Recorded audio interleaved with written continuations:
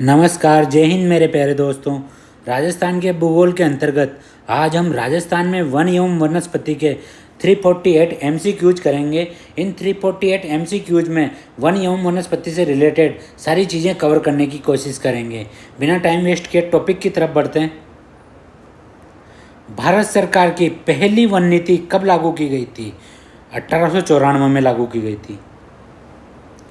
भारत सरकार की दूसरी वन नीति कब लागू की गई थी? 1952। भारत सरकार की नवीनतम या तीसरी वन नीति कब लागू की गई थी? 1988। भारत सरकार की वन नीतियों में निम्न में से कौन सा सही संयोजन है?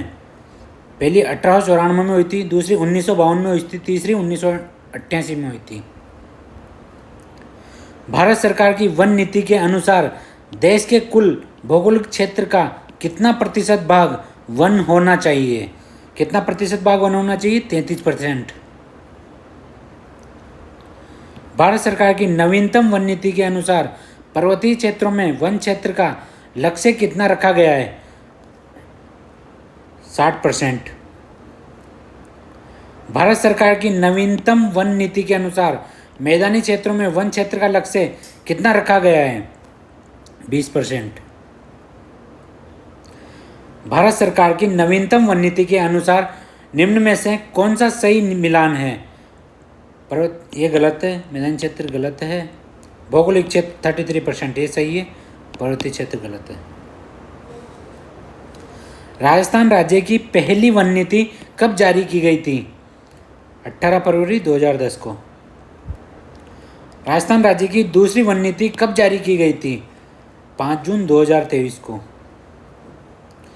राजस्थान राज्य की नवीन वन नीति के अनुसार राज्य में वन क्षेत्र का लक्ष्य कितना रखा गया है? 20%। राज्य के भौगोलिक क्षेत्र का 20%।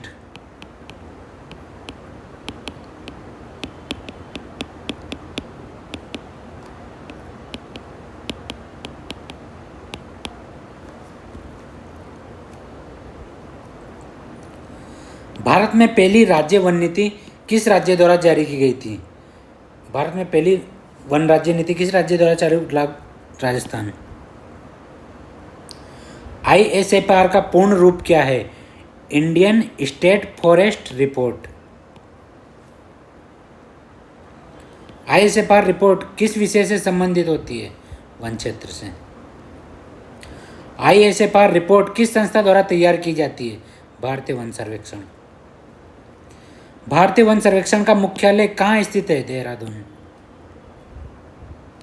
देहरादून भारत के किस राज्य में स्थित है जहां भारतीय वन सर्वेक्षण का मुख्यालय है? उत्तराखंड। ISFR रिपोर्ट कितने अंतराल पर जारी की जाती है? प्रत्येक 2 वर्ष में। वन गणना में निम्न में से कौन कौन से प्रकार शामिल होते हैं? IFSR रिपोर्ट शामिल होती है और प्रशासनिक प्रतिवेदन शामिल होता है, दोनों शामिल होते हैं। प्रशासनिक प्रतिवेदन रिपोर्ट मुख्यतः किससे संबंधित होता है? प्रशासनिक कार्यों से संबंधित जानकारी होती है इसके अंतर्गत। नवीनतम ISFR रिपोर्ट कौन सी है और वह किस वर्ष से संबंधित है? यह 18वीं है और 2023 से संबंधित है। भारत में प्रथम वनगणना किस वर्ष की गई थी? भारत में प्रथम वनगणना 1987 में की गई थी। 18वीं ISFR रिपोर्ट 2023 के अनुसार राजस्थान में कुल वन प्रतिशत कितना है? 8%। 18वीं ISFR रिपोर्ट 2023 के अनुसार राजस्थान में कुल वन क्षेत्रफल कितना है? 27,389.33 वर्ग किलोमीटर। ISFR रिपोर्ट 2023 के अनुसार राजस्थान में वनावरण फॉरेस्ट कवर का प्रतिशत कितना है? 4.84%। ISFR 2023 के अनुसार राजस्थान में वृक्षावरण ट्री कवर का फॉरेस्ट प्रतिशत कितना है? 3.16%। ISFR 2023 के अनुसार राजस्थान में वनावरण का क्षेत्रफल कितना है? 16,548.21 वर्ग किलोमीटर। ISFR 2023 के अनुसार राजस्थान में वृक्षारोपण का क्षेत्रफल कितना है? 10,841.12 वर्ग किलोमीटर।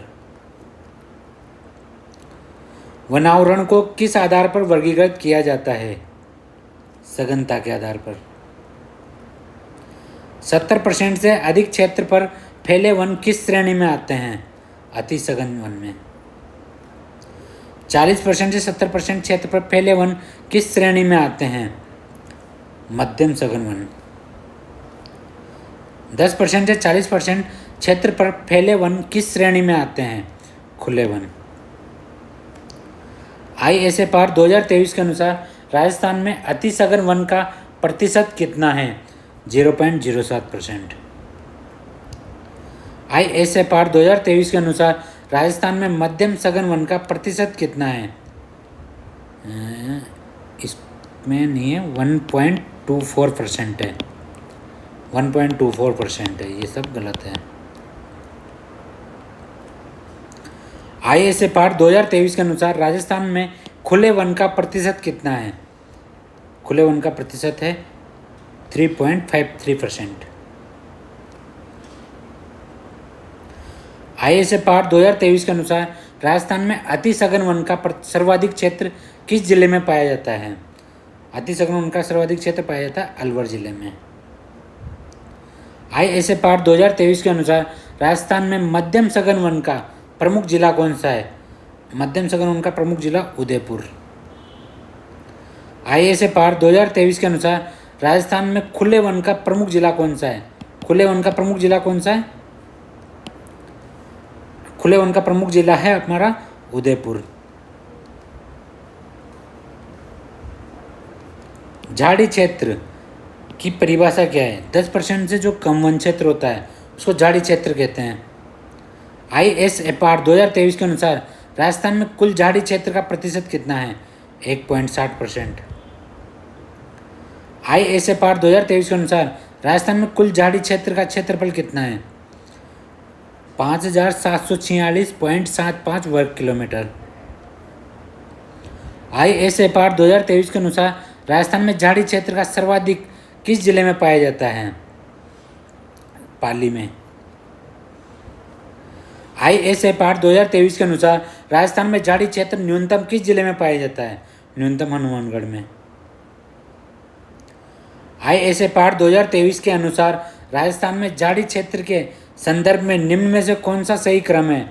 न्यूनतम से अधिकतम पूछा है तो हनुमानगढ़ में न्यूनतम, फिर उसके बाद श्री गंगानगर में, फिर उसके बाद चूरू में। ISFR 18वीं रिपोर्ट के अनुसार राजस्थान में क्षेत्रफल के आधार पर सर्वाधिक वन किस जिले में पाए जाते हैं? क्षेत्रफल के आधार पर सर्वाधिक वन किस जिले में पाए जाते हैं? उदयपुर में। ISFR 18वीं रिपोर्ट के अनुसार राजस्थान में क्षेत्रफल के आधार पर दूसरे स्थान पर वन किस जिले में पाया जाता है? दूसरे स्थान पर वन किस जिले में पाया जाता है? अलवर में। ISFR 18वीं रिपोर्ट के अनुसार राजस्थान में क्षेत्रफल के आधार पर तीसरे स्थान पर वन किस जिले में पाया जाता है? प्रतापगढ़ में। ISFR 18वीं रिपोर्ट के अनुसार राजस्थान में क्षेत्रफल के आधार पर चौथे स्थान पर वन किस जिले में पाया जाता है? चित्तौड़गढ़ में। ISFR 18वीं रिपोर्ट के अनुसार राजस्थान में क्षेत्रफल के आधार पर पांचवें स्थान पर वन किस जिले में पाया जाता है? पांचवें स्थान पर बारां में। ISFR 18वीं रिपोर्ट के अनुसार राजस्थान में क्षेत्रफल के आधार पर उदयपुर जिले में वन क्षेत्रफल कितना है? उदयपुर जिले में वन क्षेत्रफल कितना है? 1198 नहीं है, 976 नहीं है, 996 भी नहीं है, 998 भी नहीं है, ये है 2766 वर्ग किलोमीटर या किलोमीटर स्क्वायर। ISFR 18वीं रिपोर्ट के अनुसार राजस्थान में क्षेत्रफल के आधार पर अलवर जिले में वन क्षेत्रफल कितना है? 1198 वर्ग किलोमीटर। ISFR 18वीं रिपोर्ट के अनुसार राजस्थान में क्षेत्रफल के आधार पर प्रतापगढ़ जिले में वन क्षेत्रफल कितना है? 996 वर्ग किलोमीटर। ISFR 18वीं रिपोर्ट के अनुसार राजस्थान में क्षेत्रफल के आधार पर चित्तौड़गढ़ जिले में वन क्षेत्रफल कितना है? 998 वर्ग किलोमीटर। ISFR 18वीं रिपोर्ट के अनुसार राजस्थान में क्षेत्रफल के आधार पर 12 जिले में वन क्षेत्रफल कितना है? 975 वर्ग किलोमीटर। ISFR 18वीं रिपोर्ट के अनुसार प्रतिशत के आधार पर सर्वाधिक वन किस जिले में पाया जाता है? सर्वाधिक वन पाया जाता है उदयपुर में। ISFR 18वीं रिपोर्ट के अनुसार प्रतिशत के आधार पर दूसरे स्थान पर वन किस जिले में पाया जाता है? दूसरे स्थान पर प्रतापगढ़ में। ISFR 18वीं रिपोर्ट के अनुसार प्रतिशत के आधार पर तीसरे स्थान पर वन किस जिले में पाया जाता है? सिरोही में। ISFR 18वीं रिपोर्ट के अनुसार प्रतिशत के आधार पर चौथे स्थान पर वन किस जिले में पाया जाता है? चौथे स्थान पर कोटा में भी नहीं है, अलवर में भी नहीं है, सिरोही में भी नहीं है, उदयपुर में नहीं है। कहाँ पाया जाता है? करौली में।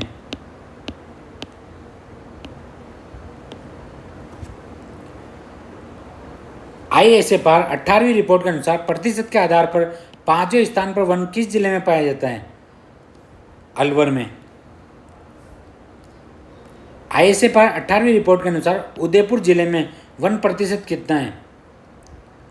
वन प्रतिशत 32.48 भी नहीं है, 33.60 भी नहीं है, 17.50 भी नहीं है, 15.18 भी नहीं है। कितना है? 23.60% है।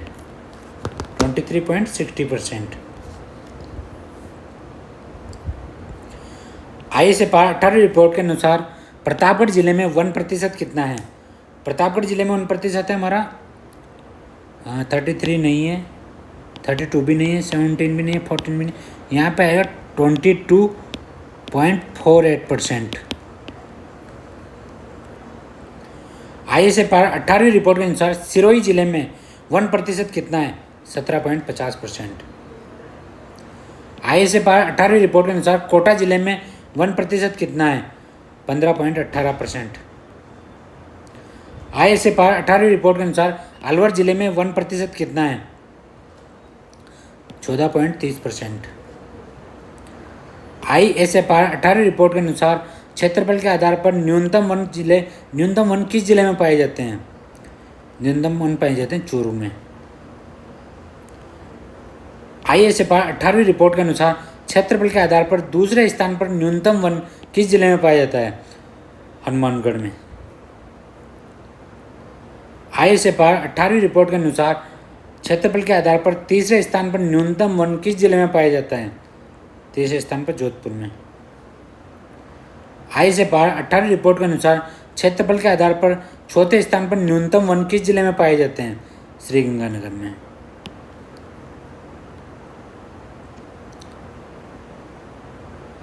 ISFR 18वीं रिपोर्ट के अनुसार क्षेत्रफल के आधार पर पांचवें स्थान पर न्यूनतम वन किस जिले में पाया जाता है? दौसा में। ISFR 18वीं रिपोर्ट के अनुसार प्रतिशत के आधार पर न्यूनतम वन किस जिले में पाया जाता है? चूरू में। ISFR 18वीं रिपोर्ट के अनुसार प्रतिशत के आधार पर दूसरे स्थान पर न्यूनतम वन किस जिले में पाया जाता है? जोधपुर में। ISFR 18वीं रिपोर्ट के अनुसार प्रतिशत के आधार पर तीसरे स्थान पर न्यूनतम वन किस जिले में पाया जाता है? बीकानेर में। ISFR 18वीं रिपोर्ट के अनुसार प्रतिशत के आधार पर चौथे स्थान पर न्यूनतम वन किस जिले में पाया जाता है? जैसलमेर। ISFR 18वीं रिपोर्ट के अनुसार प्रतिशत के आधार पर पांचवें स्थान पर न्यूनतम वन किस जिले में पाया जाता है? हनुमानगढ़। ISFR 18वीं रिपोर्ट के अनुसार वनों में सर्वाधिक बढ़ोतरी किस जिले में दर्ज की गई है? सीकर। ISFR 18वीं रिपोर्ट के अनुसार वनों में दूसरी सर्वाधिक बढ़ोतरी किस जिले में दर्ज की गई है? बाड़मेर। ISFR 18वीं रिपोर्ट के अनुसार वनों में तीसरी सर्वाधिक बढ़ोतरी किस जिले में दर्ज की गई है? अलवर। ISFR 18वीं रिपोर्ट के अनुसार वनों में सर्वाधिक कमी किस जिले में दर्ज की गई है? 12। ISFR 18वीं रिपोर्ट के अनुसार वनों में कमी के क्रम में दूसरे स्थान पर कौन सा जिला है? प्रतापगढ़। ISFR 18वीं रिपोर्ट के अनुसार वनों में कमी के क्रम में तीसरे स्थान पर कौन सा जिला है? अजमेर। ISFR 2023 18वीं रिपोर्ट के अनुसार राजस्थान के कितने जिलों में वन क्षेत्र में बढ़ोतरी दर्ज की गई है?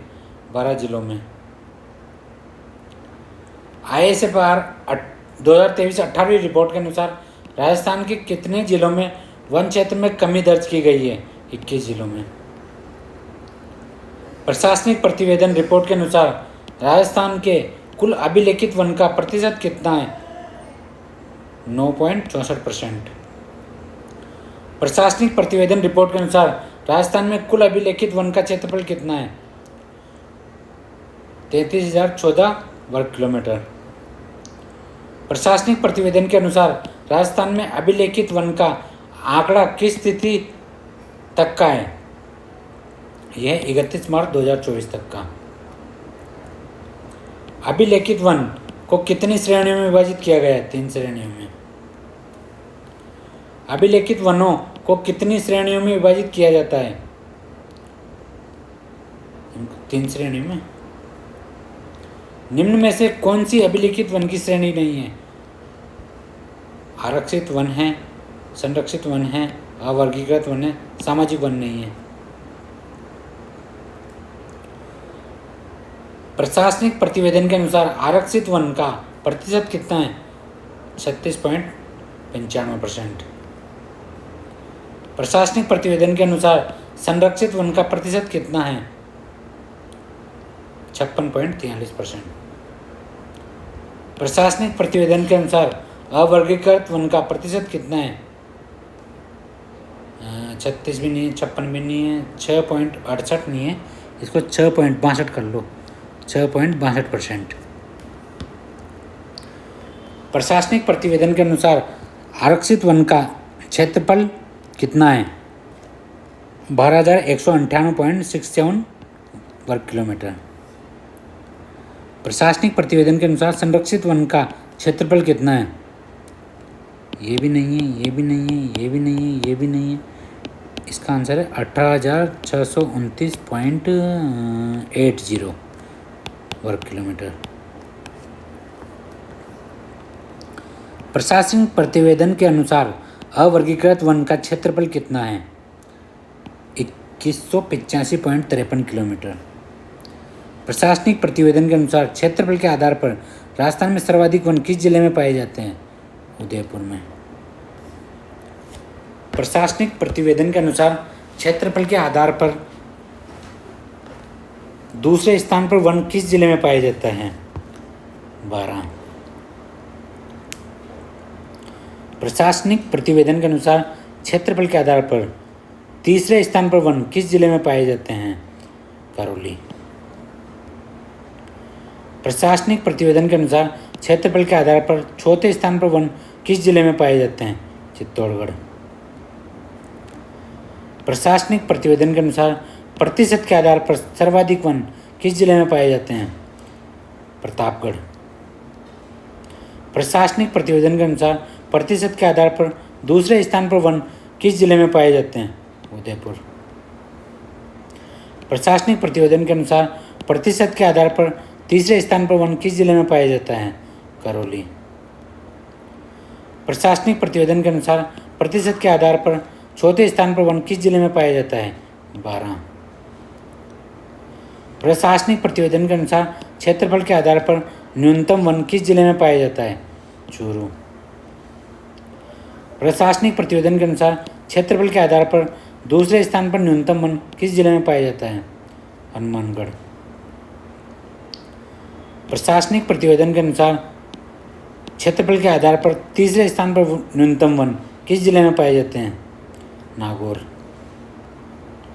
प्रशासनिक प्रतिवेदन के अनुसार क्षेत्रफल के आधार पर चौथे स्थान पर न्यूनतम वन किस जिले में पाया जाता है? जोधपुर। प्रशासनिक प्रतिवेदन के अनुसार प्रतिशत के आधार पर न्यूनतम वन किस जिले में पाए जाते हैं? चूरू। प्रशासनिक प्रतिवेदन के अनुसार प्रतिशत के आधार पर दूसरे स्थान पर न्यूनतम वन किस जिले में पाए जाते हैं? जोधपुर।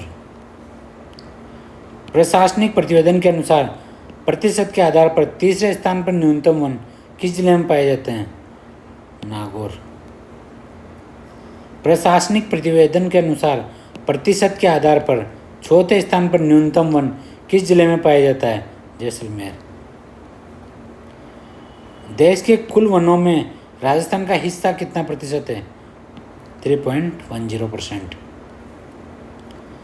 अभिलेखित वनों के आधार पर राजस्थान का स्थान भारत में कौन सा है? 15वां।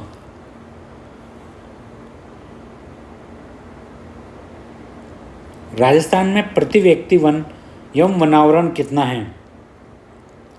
0.0337 हेक्टेयर। राजस्थान में कुल कितने प्रादेशिक वन मंडल हैं? 38।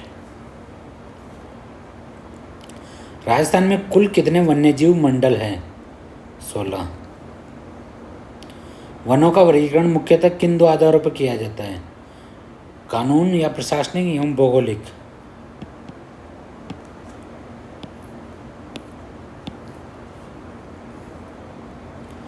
राज्य वन अधिनियम 1953 के अनुसार वनों को कितनों भागों में विभाजित किया गया है? 3 भागों में।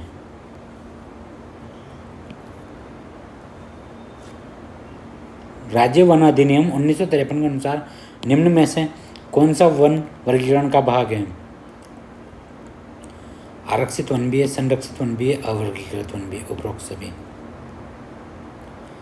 राज्य वन अधिनियम 1953 के अनुसार आरक्षित वन में लकड़ी काटना, आखेट एवं पशुचारण करने पर क्या स्थिति होती है? पूर्णतः प्रतिबंधित है। राज्य वन अधिनियम 1953 के अनुसार संरक्षित वन में लकड़ी काटना एवं पशुचारण पर क्या स्थिति होती है? सीमित छूट होती है। राज्य वन अधिनियम 1953 के अनुसार अवर्गीकृत वन में लकड़ी काटना एवं पशुचारण पर क्या स्थिति होती है? कोई प्रतिबंध नहीं होता है। प्रशासनिक वर्गीकरण के अनुसार आरक्षित वन का प्रतिशत कितना है? 36.95%। प्रशासनिक वर्गीकरण के अनुसार संरक्षित वन का कितना प्रतिशत है? 56.43%।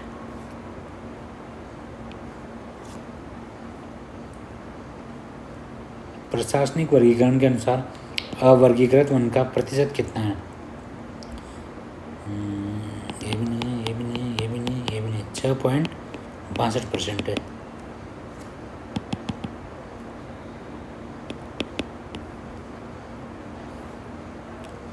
प्रशासनिक वर्गीकरण के अनुसार आरक्षित वन का क्षेत्रफल कितना है? 12,198.67 वर्ग किलोमीटर। प्रशासनिक वर्गीकरण के अनुसार संरक्षित वन का क्षेत्रफल कितना है? ये भी नहीं है, ये भी नहीं है, ये भी नहीं है, ये भी नहीं है।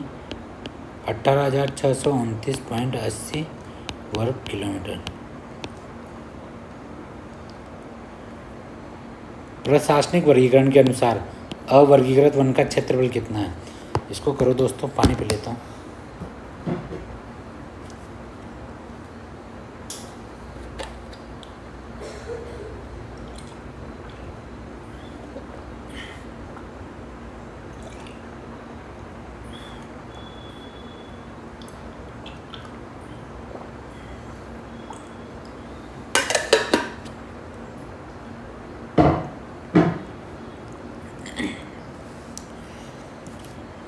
इसका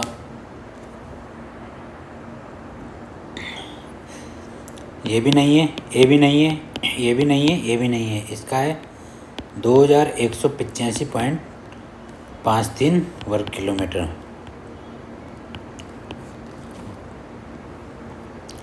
प्रशासनिक वर्गीकरण के अनुसार आरक्षित वन सर्वाधिक किस जिले में पाया जाता है? उदयपुर में। प्रशासनिक वर्गीकरण के अनुसार संरक्षित वन सर्वाधिक किस जिले में पाया जाता है? 12 में। प्रशासनिक वर्गीकरण के अनुसार अवर्गीकृत वन सर्वाधिक किस जिले में पाया जाता है? बीकानेर में। राजस्थान में भौगोलिक वनों का वर्गीकरण सामान्यतः कितने भागों में किया गया है? 5 भागों में। भौगोलिक वर्गीकरण का मुख्य आधार क्या है? वर्षा, तापमान एवं ऊंचाई। निम्न में से कौन सा राजस्थान के भौगोलिक वन प्रकारों में शामिल है? दोस्तों यहाँ सही कर लो, ये उपोष्ण होना चाहिए। उपोष्ण सदाबहार वन, उष्ण सागवान वन, शुष्क मानसूनी वन, इनको पतझड़ वन भी बोलते हैं।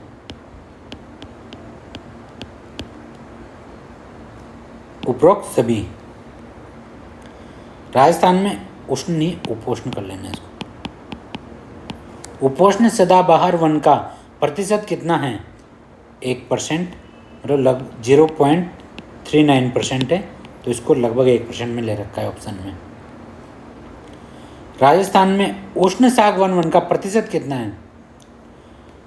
ये 7%, एक्चुअली में ये है 6.86%, जिसको लगभग में 7% ले रखा है।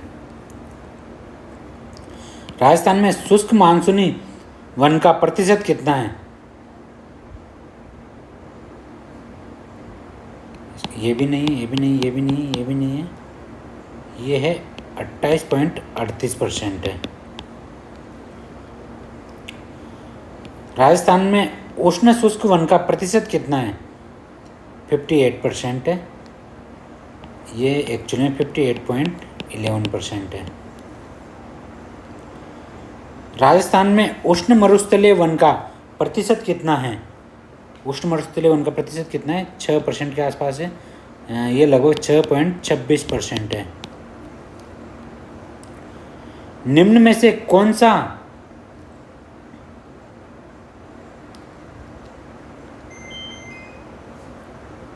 वन प्रकार राजस्थान में सर्वाधिक क्षेत्रफल में पाया जाता है? कौन सा वन प्रकार राजस्थान में सर्वाधिक क्षेत्रफल में पाया जाता है? इसमें आएगा आपका उष्ण धोक वन। उष्ण धोक वन है, ये सर्वाधिक क्षेत्रफल में पाए जाते हैं। अब इनको एक बार मैप पे देख लेते हैं अपन, देखो कैसे। जैसे अगर मैं यहाँ पे लाइन खींच दूँ तो इस वाले एरिया में पाए जाते हैं हमारे उष्ण मरुद्भिद वन, उष्ण मरुद्भिद वन। और जो इसके बाद जो अपने अरावली की पश्चिमी सीमा है, इस एरिया में पाए जाते हैं पूरे में अपने उष्ण धोक वन।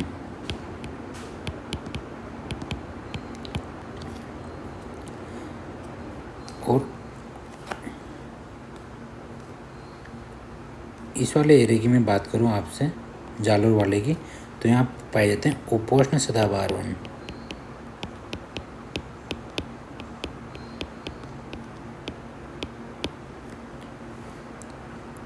इसके बाद इस वाले एरिया की अगर मैं आपसे बात करूं, यहाँ पाए जाते हैं इस वाले एरिया में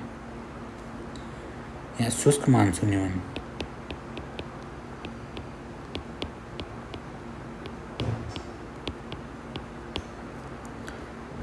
यहाँ पे पाए जाएंगे हमारे दोनों में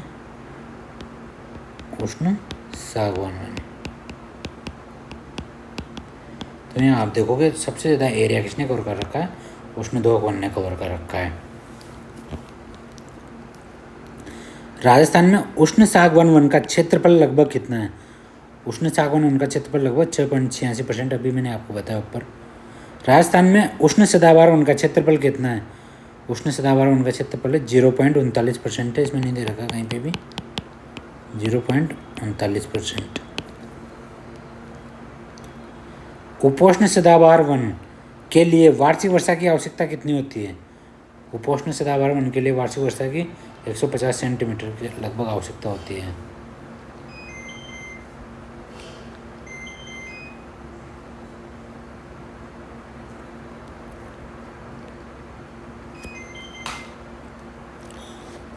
राजस्थान में उपोष्ण सदाबहार वन कुल भौगोलिक वनों के कितने प्रतिशत क्षेत्र में पाए जाते हैं?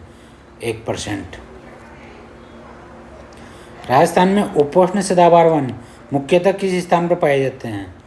मुख्यतः ये माउंट आबू सिरोही वाले एरिया में पाए जाते हैं।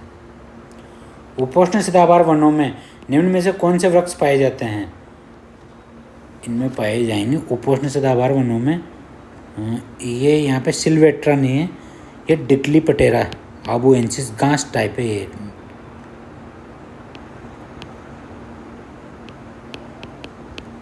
डिकली पटेरा आबुएंसिस, ये अरब नहीं है, अब्रेट्री बांस और जामुन। उपोष्ण सदाबहार वनों की प्रमुख विशेषता क्या है? उपोष्ण सदाबहार वनों की प्रमुख विशेषता अधिक जैव विविधता पाई जाती है इनमें। उष्ण सागवान वनों में वर्षा की आवश्यकता कितनी होती है? 75 से 110 सेंटीमीटर। राजस्थान में उष्ण सागवान वन कुल भौगोलिक वनों का कितना प्रतिशत भाग है? 7%। राजस्थान में उष्ण सागवान वन मुख्यतः किन क्षेत्रों में पाए जाते हैं? हाड़ौती एवं वागड़ क्षेत्र में। वागड़ क्षेत्र में उष्ण सागवान वन किन जिलों में पाए जाते हैं? और वागड़ क्षेत्र में डूंगरपुर, बांसवाड़ा, प्रतापगढ़ में पाए जाते हैं। हाड़ौती क्षेत्र में उष्ण सागवान वन किन जिलों में पाए जाते हैं? कोटा, बारां, झालावाड़ में। उष्ण सागवान वनों में प्रमुख वृक्ष कौन कौन से हैं? सागवान, धोक, महुआ, तेंदू। उष्ण सागवान वनों का प्रमुख महत्व क्या है? औद्योगिक महत्व है। उष्ण शुष्क मानसूनी पतझड़ वनों में वर्षा की आवश्यकता कितनी होती है? 50 से 80 सेमी। राजस्थान में उष्ण शुष्क मानसूनी वन कुल भौगोलिक वनों का कितना प्रतिशत भाग है? 28% लगभग। उष्ण शुष्क मानसूनी वन मुख्यतः किन क्षेत्रों में पाए जाते हैं? मेवाड़ एवं मेवात क्षेत्र में। मेवाड़ क्षेत्र में उष्ण शुष्क मानसूनी वन किन जिलों में पाए जाते हैं? उदयपुर, राजसमंद, भीलवाड़ा, चित्तौड़गढ़ में। मेवात क्षेत्र में उष्ण शुष्क मानसूनी वन किन जिलों में पाए जाते हैं? अलवर, भरतपुर, करौली, धौलपुर। उष्ण शुष्क मानसूनी वनों में प्रमुख वृक्ष कौन कौन से हैं? साल, सागवान, शीशम, खेर, पलास, आम, चंदन। उष्ण शुष्क मानसूनी वनों की प्रमुख विशेषता क्या है? प्रमुख विशेषता फर्नीचर उद्योग में उनका बहुत ज़्यादा उपयोग होता है। उष्ण शुष्क या धोक वनों में वर्षा की आवश्यकता कितनी होती है? 30 से 60 सेंटीमीटर। राजस्थान में उष्ण शुष्क यहाँ पे या धोकड़ा के वन, धोक वन कुल भौगोलिक वनों का कितना प्रतिशत भाग है? लगभग 58%। उष्ण शुष्क वन मुख्यतः किन क्षेत्रों में पाए जाते हैं? ये उष्ण शुष्क वन मुख्यतः किन क्षेत्रों में पाए जाएंगे? अभी मैंने आपको बताया था, ये पाए जाएंगे अर्ध शुष्क मरुस्थल में, अरावली क्षेत्र में, सवाई माधोपुर, करौली, इनमें पाए जाते हैं। उष्ण शुष्क वनों में प्रमुख वृक्ष कौन कौन से होते हैं? खेजड़ी, रोइड़ा, बबूल, खेर, बेर, ढाक, ये सब इनके प्रमुख वृक्ष हैं। उष्ण शुष्क वनों का प्रमुख महत्व क्या है? ईंधन की लकड़ी के रूप में उपयोग होते हैं। उष्ण कांटेदार वन, मरुस्थलीय वन, जीरोफाइट्स वन में वर्षा की आवश्यकता कितनी होती है? 0 से 30 सेंटीमीटर। राजस्थान में उष्ण कांटेदार वन कुल भौगोलिक वनों का कितना प्रतिशत भाग है? लगभग 6% भाग। उष्ण कांटेदार वन मुख्यतः राजस्थान के किन जिलों में पाए जाते हैं? जैसलमेर, बीकानेर, बाड़मेर, जोधपुर। उष्ण कांटेदार वनों में प्रमुख वनस्पतियां कौन कौन सी हैं? कांटेदार झाड़ियाँ, कैक्टस, ऊंची घास। उष्ण कांटेदार वनों का प्रमुख महत्व क्या है? मरुस्थलीकरण को संकेत नहीं को रोकते हैं।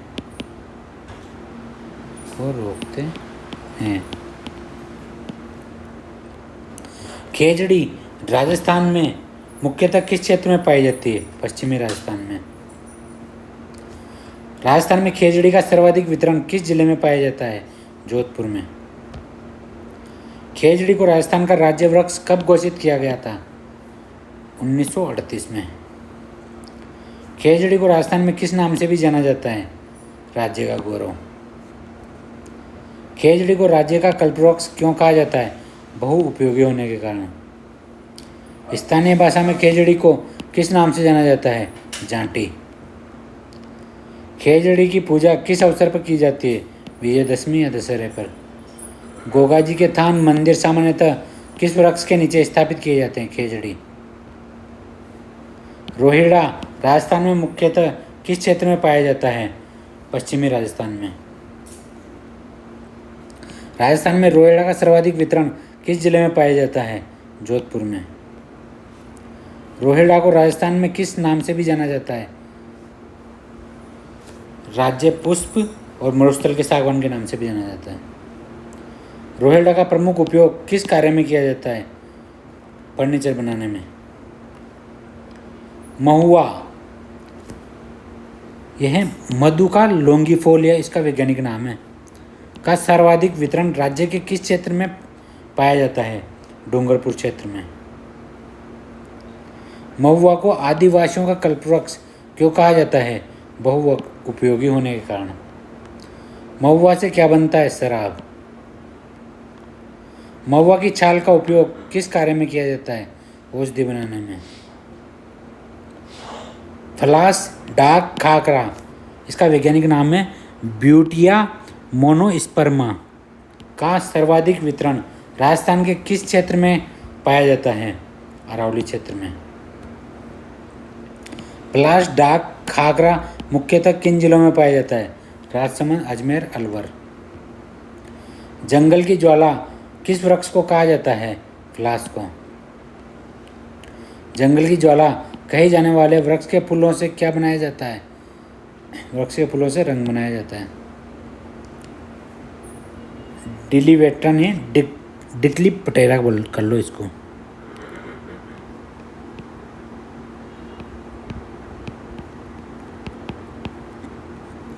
डिगली पटेरा आबुएंसिस इसका वैज्ञानिक नाम है आर्बोरेटम स्पेसीज।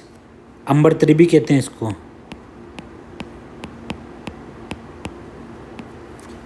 किस प्रकार का पौधा है? ये एक औषधीय पौधा है। डिकली पटेरा कर लेना इसको।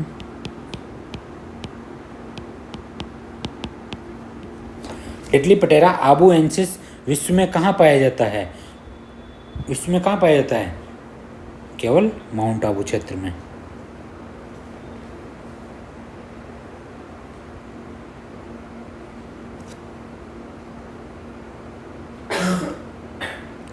खेर वृक्ष का सर्वाधिक वितरण राजस्थान के किन जिलों में पाया जाता है? उदयपुर, चित्तौड़गढ़ में। खेर वृक्ष की छाल से कत्था किसके द्वारा तैयार किया जाता है? खेर वृक्ष की छाल से कत्था कौन सी जनजाति की? खतोड़ी जनजाति के द्वारा। यहाँ नहीं लिखा हुआ दोस्तों, खतोड़ी जनजाति। जो कत्था तैयार करती है ना, खतोड़ी जनजाति होती है। सहतूत वृक्ष का सर्वाधिक वितरण राजस्थान के किस जिले में पाया जाता है? उदयपुर में। सहतूत वृक्ष का प्रमुख उपयोग क्या है? रेशम उत्पादन। रेशम उत्पादन किस वृक्ष से संबंधित है? सहतूत से। तेंदू वृक्ष का सर्वाधिक वितरण राजस्थान के किन क्षेत्रों में पाया जाता है? प्रतापगढ़, चित्तौड़गढ़ एवं हाड़ौती। तेंदू वृक्ष का प्रमुख उपयोग किस कार्य में किया जाता है? बीड़ी बनाने में। तेंदू वृक्ष का राष्ट्रीयकरण किस वर्ष किया गया था? 1974 में। तेंदू फल को किस नाम से भी जाना जाता है? टीमरू। टीमरू बोल लो इसको। जामुन वृक्ष का सर्वाधिक वितरण राजस्थान के किन क्षेत्रों में पाया जाता है? माउंट आबू, सिरोही, अजमेर में। जामुन वृक्ष का उपयोग मुख्यतः किस कार्य में किया जाता है? मधुमेह रोगियों के लिए। सागवान वृक्ष का सर्वाधिक वितरण राजस्थान के किस जिले में पाया जाता है? बांसवाड़ा में। सागवान का वैज्ञानिक नाम क्या है? टेकोमेला एंडुलेटा। सागवान की लकड़ी का मुख्य उपयोग किस कार्य में किया जाता है? फर्नीचर निर्माण में। साल सालर वृक्ष मुख्यतः राजस्थान के किन क्षेत्रों में पाया जाता है? अरावली क्षेत्र में। साल सालर वृक्ष मुख्यतः किन जिलों में पाया जाता है? अलवर, अजमेर, राजसमंद, सिरोही में।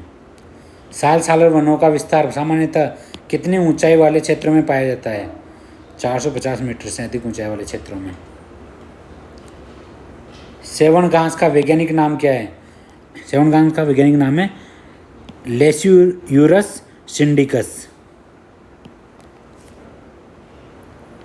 सेवन घास राजस्थान के किस क्षेत्र में सर्वाधिक पाई जाती है? ये लोनी नहीं है, लाठीसरी क्षेत्र में सर्वाधिक पाई जाती है। सेवन घास का उपयोग मुख्यतः किस कार्य में किया जाता है? सेवन घास का उपयोग मुख्यतः पशुओं के चारे में किया जाता है। सेवन घास को किसका शरण स्थली कहा जाता है? गोडाउन का शरण स्थली कहा जाता है। दामन घास का वैज्ञानिक नाम क्या है? इसका वैज्ञानिक नाम है सेनक्रस और सिटीजेरस, सेनक्रस सिटीजेरस। दामन घास राजस्थान के किस जिले में सर्वाधिक पाई जाती है? जैसलमेर में। दामन घास का उपयोग मुख्यतः किस कार्य में किया जाता है? पशुओं के चारे में किया जाता है। बांस का वैज्ञानिक नाम क्या है? बांस का वैज्ञानिक नाम है बम्बूसा वल्गरिस। राजस्थान में बांस सर्वाधिक किस जिले में पाया जाता है? राजस्थान में बांस सर्वाधिक बांसवाड़ा में पाया जाता है। बांस को आदिवासियों का हरा सोना क्यों कहा जाता है? आर्थिक महत्व के कारण। बांस को आदिवासियों द्वारा किस नाम से भी जाना जाता है? हरा सोना। खस घास राजस्थान के किस जिलों में सर्वाधिक पाई जाती है? खस पाई जाती है सवाई माधोपुर, भरतपुर, अजमेर एवं टोंक में। खस घास का उपयोग किस कार्य में किया जाता है? शरबत बनाने में एवं इत्र बनाने में किया जाता है। बुर घास राजस्थान के किस जिले में सर्वाधिक पाई जाती है? बीकानेर में। बुर घास किस प्रकार की घास है? सुगंधित घास है। मोचिया घास राजस्थान के किस स्थान पर सर्वाधिक पाई जाती है? ताल छापर चूरू में।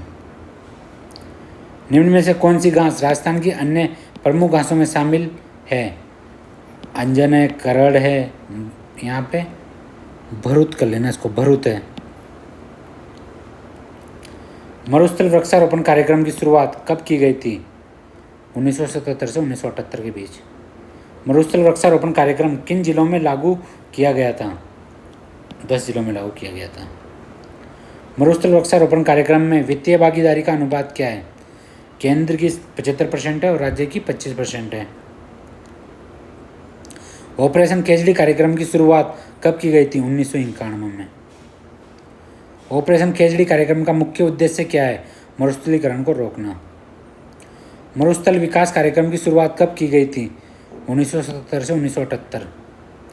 मरुस्थल विकास कार्यक्रम किन जिलों में लागू किया गया था? 16 जिलों में लागू किया गया था। मरुस्थल विकास कार्यक्रम में वित्तीय भागीदारी का अनुपात क्या है? केंद्र की 75% और राज्य की 25%।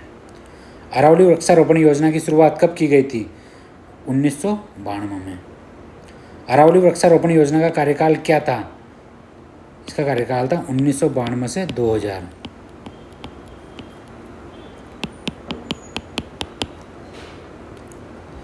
अरावली वृक्षारोपण योजना में किस देश का सहयोग प्राप्त था? जापान का। अरावली वृक्षारोपण योजना में कुल कितने जिले शामिल थे? 10 जिले। अरावली वृक्षारोपण योजना में निम्न में से कौन सा जिला शामिल था? जयपुर शामिल था। अरावली वृक्षारोपण योजना में शामिल जिलों में से कौन सा विकल्प सही है? अलवर, जयपुर, सीकर सही है। राज्य वानिकी क्रियान्वयन योजना का कार्यकाल क्या था? 1996 से 2016। राज्य वानिकी क्रियान्वयन योजना का मुख्य उद्देश्य क्या था? वानिकी को बढ़ावा देना। राज्य वानिकी एवं जैव विविधता कार्यक्रम की शुरुआत कब की गई थी? 2003 में। राज्य वानिकी एवं जैव विविधता कार्यक्रम का प्रमुख उद्देश्य क्या है? वनों एवं जैव विविधता को बढ़ाना। राज्य वानिकी एवं जैव विविधता कार्यक्रम के अंतर्गत निम्न में से कौन सा उद्देश्य शामिल है? इसमें मिट्टी एवं भूजल संरक्षण भी शामिल है, गरीबी उन्मूलन भी शामिल है, आजीविका कार्यक्रम भी शामिल है, उपरोक्त सभी आएगा इसमें। राज्य वानिकी एवं जैव विविधता कार्यक्रम के प्रथम चरण में कितने जिले शामिल थे? प्रथम चरण में 18 जिले शामिल थे। राज्य वानिकी एवं जैव विविधता कार्यक्रम के प्रथम चरण का समय काल क्या था? 2003 से 2010। राज्य वानिकी एवं जैव विविधता कार्यक्रम के प्रथम चरण में किस संस्था का सहयोग था? प्रथम चरण में किस संस्था का सहयोग था? जायका का सहयोग था। राज्य वानिकी एवं जैव विविधता कार्यक्रम के द्वितीय चरण में कितने जिले शामिल थे? द्वितीय चरण में कितने जिले शामिल थे? 15 जिले शामिल थे। राज्य वानिकी एवं जैव विविधता कार्यक्रम के द्वितीय चरण का समय काल क्या था? द्वितीय चरण का समय काल 2011 से 2022 था। ये भी नहीं, ये भी नहीं, ये भी नहीं, ये भी नहीं। राज्य वानिकी एवं जैव विविधता कार्यक्रम के द्वितीय चरण में किस संस्था का सहयोग था? जाइका, जापान का सहयोग था। राज्य वानिकी एवं जैव विविधता कार्यक्रम के तृतीय चरण में कितने जिले शामिल थे? तृतीय चरण में 13 जिले शामिल थे। राज्य वानिकी एवं जैव विविधता कार्यक्रम के तृतीय चरण में किस संस्था का सहयोग था? तृतीय चरण में फ्रांस का सहयोग था, फ्रेंच डेवलपमेंट एजेंसी का। राज्य वानिकी एवं जैव विविधता कार्यक्रम के तृतीय चरण में वित्तीय भागीदारी का अनुपात क्या था? वित्तीय भागीदारी फ्रांस और राज्य के बीच में कितनी थी? 70:30, फ्रांस अनुपात राज्य।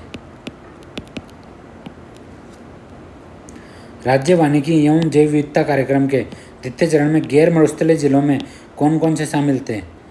गैर मरुस्थलीय जिलों में कौन कौन से शामिल थे? जयपुर था, सिरोही था, बांसवाड़ा, डूंगरपुर, भीलवाड़ा, उपरोक्त सभी। हरित राजस्थान कार्यक्रम का समय काल क्या था? 2009 से 2014। हरित राजस्थान कार्यक्रम किस प्रकार की योजना है? पंचवर्षीय योजना थी। वन धन योजना की शुरुआत कब की गई थी? वन धन योजना की शुरुआत 12 अगस्त 2015 को की गई थी। वन धन योजना किसकी योजना है? राज्य सरकार की योजना है। वन धन योजना का मुख्य उद्देश्य क्या है? वन क्षेत्रों को निकट रहने वाले लोगों का विकास। वन धन विकास योजना, वन धन योजना तो राज्य सरकार की थी। वन धन विकास योजना केंद्र सरकार की योजना है। की शुरुआत कब की गई थी? 14 अप्रैल 2018 को। वन धन विकास योजना का मुख्य उद्देश्य क्या है? गैर लकड़ी आधारित उत्पादों द्वारा आदिवासियों की आय बढ़ाना। घर घर औषधि योजना की शुरुआत कब की गई थी? 1 अगस्त 2021। घर घर औषधि योजना का समय काल क्या है? 2021 से 2026। घर घर औषधि योजना का मुख्य उद्देश्य क्या है? रोग प्रतिरोधक क्षमता बढ़ाना और औषधीय पौधों को बढ़ाना। घर घर औषधि योजना में कितने पौधों को शामिल किया गया है? 4। घर घर औषधि योजना में निम्न में से कौन सा पौधा शामिल है? तुलसी। घर घर औषधि योजना में शामिल पौधों का सही समूह कौन सा है? तुलसी है, अश्वगंधा है, कालमेघ है, गिलोई है। अमृता देवी विश्नोई पुरस्कार की शुरुआत कब की गई थी? 1994 में। अमृता देवी विश्नोई पुरस्कार का उद्देश्य क्या है? वृक्षारोपण, वन संरक्षण एवं वन्य जीव संरक्षण। अमृता देवी विश्नोई पुरस्कार कितने स्तरों पर दिया जाता है? 3 स्तरों पर।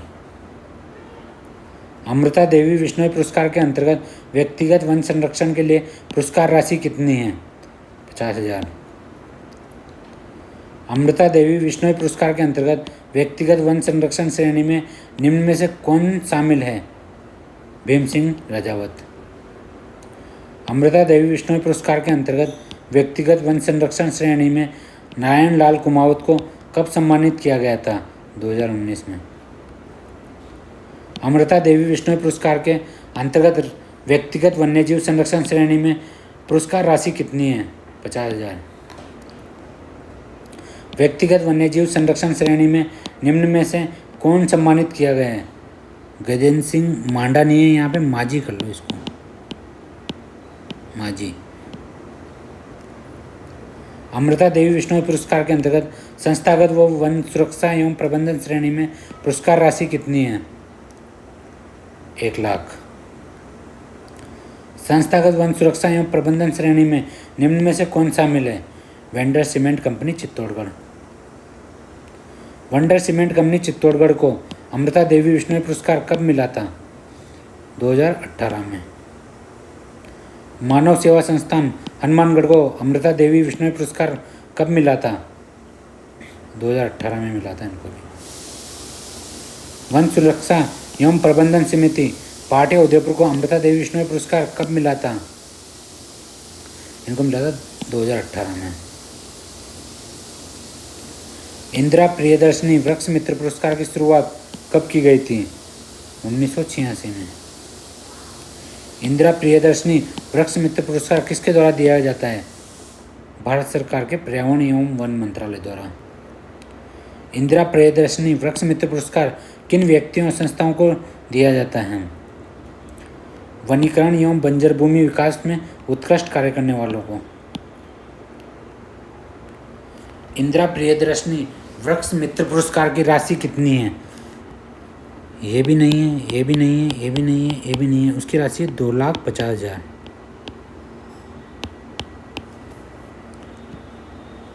राजीव गांधी पर्यावरण संरक्षण पुरस्कार की शुरुआत कब की गई थी? ये की गई थी 2012 में।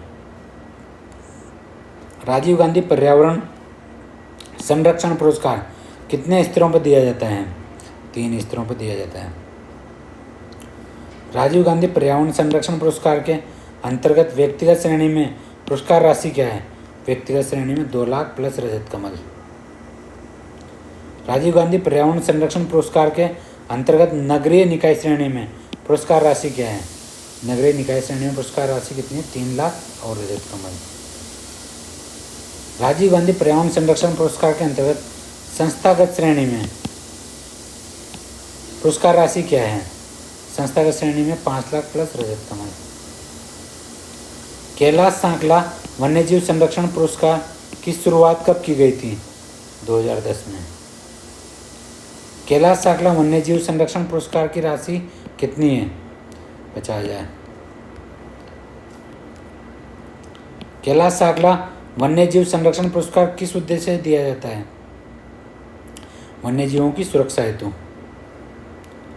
वनपाल पुरस्कार किसे दिया जाता है? वन रक्षक एवं वन विभाग के कर्मचारियों को। वन्यजीव संरक्षण अधिनियम कब लागू किया गया था? 1972 में। वन्यजीव संरक्षण अधिनियम में संशोधन कब किया गया तथा ये कब लागू हुआ? ये संशोधन किया गया था 2022 में और लागू हुआ था 1 अप्रैल 2023 से। बाघ संरक्षण परियोजना की शुरुआत कब की गई थी? 1973 में। मगरमच्छ संरक्षण परियोजना की शुरुआत कब की गई थी? 1975 में। वन संरक्षण अधिनियम कब लागू किया गया था? 1980 में। वन संरक्षण अधिनियम में संशोधन कब किया गया था? 1988 में। पर्यावरण संरक्षण अधिनियम कब लागू किया गया था? 1986 में। हाथी संरक्षण अधिनियम कब लागू किया गया था? 1992 में। जैव विविधता संरक्षण अधिनियम कब लागू किया गया था? 2002 में। जैव विविधता संरक्षण अधिनियम के नियम कब बनाए गए थे? ये बनाए गए थे 2010 में। डॉल्फिन संरक्षण अधिनियम कब लागू किया गया था? 2009 में। गंगा डॉल्फिन को राष्ट्रीय जलीय जीव का दर्जा कब दिया गया था? 2010 में। जीव जंतु पखवाड़ा कब मनाया जाता है? 14 फरवरी से 31 जनवरी के बीच। 14 जनवरी से 31 जनवरी। विश्व आर्द्रभूमि दिवस कब मनाया जाता है? 2 फरवरी। विश्व वानिकी दिवस कब मनाया जाता है? 21 मार्च। विश्व जल दिवस कब मनाया जाता है? 22 मार्च।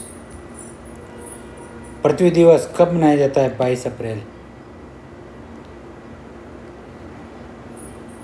जैव विविधता दिवस कब मनाया जाता है? 22 मई।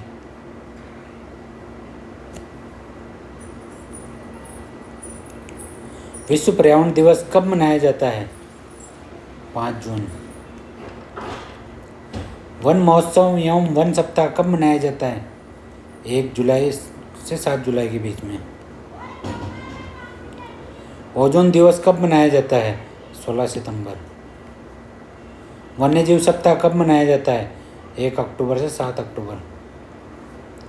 राजस्थान में राज्य का वन महोत्सव कब मनाया जाता है? 12 सितंबर। वर्ष 2025 में विश्व आर्द्रभूमि दिवस 2 फरवरी का थीम क्या था? Protecting wetlands for our common future.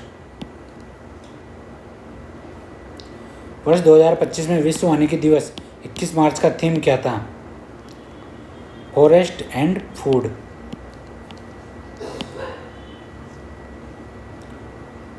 वर्ष 2025 में विश्व जल दिवस 22 मार्च का थीम क्या था? Glacier preservation. वर्ष 2025 में पृथ्वी दिवस का थीम क्या था? Our earth our planet. वर्ष 2025 में जैव विविधता दिवस 22 मई का थीम क्या था? Harmony with nature and sustainable development. वर्ष 2025 में विश्व पर्यावरण दिवस 5 जून का थीम क्या था? Combating plastic pollution. Central arid zone research institute काजरी की स्थापना कब और कहाँ की गई थी? काजरी की स्थापना 1959 में जोधपुर में की गई थी। काजरी का मुख्यालय कहाँ स्थित है? काजरी का मुख्यालय जोधपुर में स्थित है। काजरी के उपकेंद्रों में निम्न में से कौन सा शामिल नहीं है? काजरी के उपकेंद्रों में बीकानेर है, जैसलमेर है, पाली है, अजमेर नहीं है।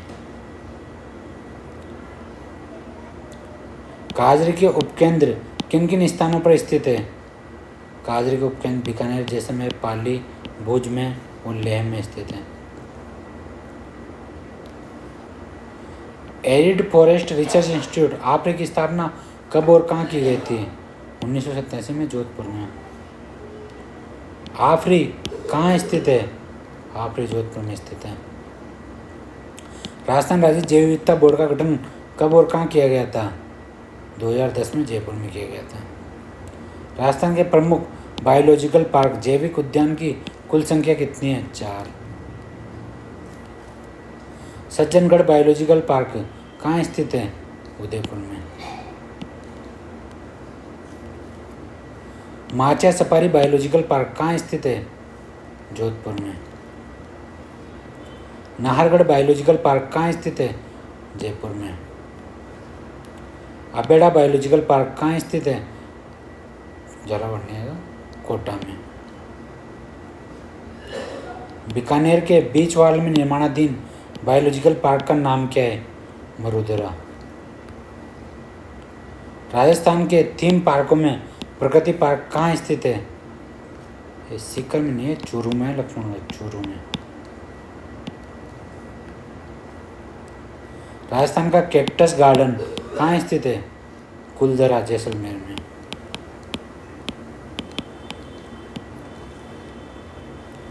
बटरफ्लाई पार्क कहाँ स्थित है? उदयपुर में। बोगनवेलिया थीम पार्क कहाँ स्थित है? उदयपुर में भी है, जयपुर में भी है। जैव विविधता पार्क कहाँ स्थित है? उदयपुर में। किशनबाग थीम पार्क कहाँ स्थित है? जयपुर में। सिटी पार्क एवं फाउंटेन पार्क कहाँ स्थित है? जयपुर में। संविधान पार्क कहाँ स्थित है? जयपुर में। ऑक्सीजन पार्क कहाँ स्थित है? कोटा में। मंकी वैली कहाँ स्थित है? गलताजी जयपुर में। बटरफ्लाई वैली कहाँ स्थित है? पुलिस स्मृति वन जयपुर में। थैंक यू दोस्तों।